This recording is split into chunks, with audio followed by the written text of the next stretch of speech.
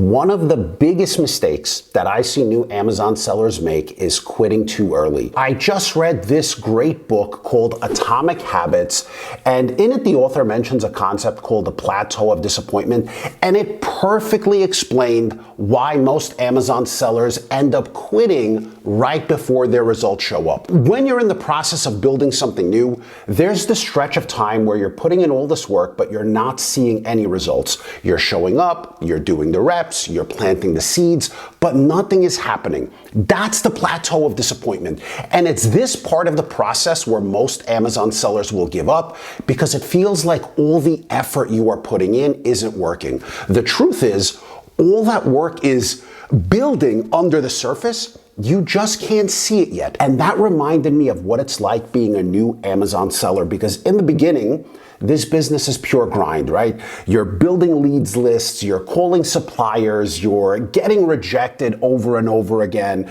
If you find a supplier, they usually end up sucking. You're scanning lists that have thousands of products. You're hardly finding anything. It just feels like you're putting in so much work and you don't really have anything to show for it. Now, my OGs will tell you, if you don't quit, what happens?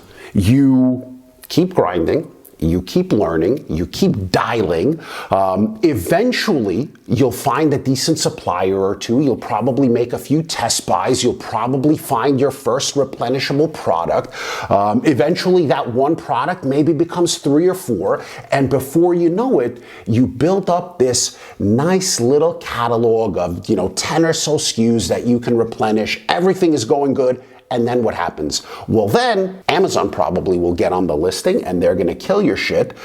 Maybe you have 1 or 2 SKUs get gated. You have another 1 or 2 SKUs get price tagged. Now you go from 10 and you're back down to 3, 4, 5 SKUs, right? But that's the business.